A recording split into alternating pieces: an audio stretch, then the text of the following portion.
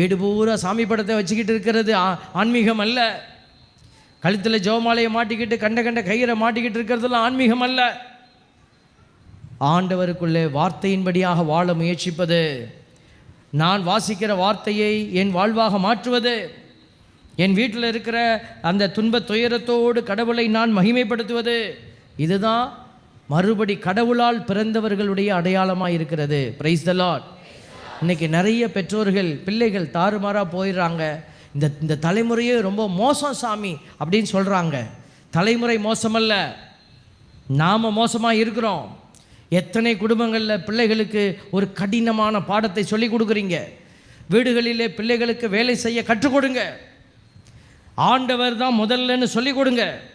ஞாயிற்றுக்கிழமை பூசையை தவிர்த்துட்டு வீட்டில் உட்காந்து படின்னு சொன்னீங்கன்னா நீங்கள் தவறான பெற்றோராக இருக்கிறீங்க. காசு தான் எல்லாமே. நீ நல்லா படித்து நீ மேலே போய் கை நிறையா சம்பாதிச்சு கடைசியில் நாசமாக போய்டு. எத்தனை குடும்பத்தில் எல்லா பெற்றோருக்கும் ஒரு ஆவல் உண்டுங்க, நம்ம பிள்ளை நல்லா படிக்கணும். உங்கள் பிள்ளை ஒரு நாளாவது பைபிள் படிக்கணும்னு ஆசைப்பட்டிருக்கீங்களா? உங்கள் பிள்ளைகளை கூப்பிட்டு இப்போ ஒரு 5 வசனம் சொல்லுப்பா, மனப்பாடமாக சொல்லுன்னு கேட்டால் உங்கள் குழந்தைகள் சொல்லுமா? இல்லை நீங்கள் சொல்லுவீங்களா? சொன்னீங்கன்னா சந்தோஷம். மெஜாரிட்டியை நம்ம யோசித்து பார்க்குறோம். பிள்ளைகளுக்கு வார்த்தையை கற்றுக் கொடுங்க, இயேசு அனுபவத்தை கற்றுக் கொடுங்க. நீங்கள் பெற்றுக்கொண்ட இயேசு ஆண்டவருடைய அனுபவம் என்னங்கிறத ஒரு நேரம் கிடைக்கிற போது பிள்ளைகளோட பகிர்ந்து கொள்ளுங்க. எப்போ பார்த்தாலும் நம்ம தொலைக்காட்சியில் என்டர்டெயின்மெண்ட் இல்லை.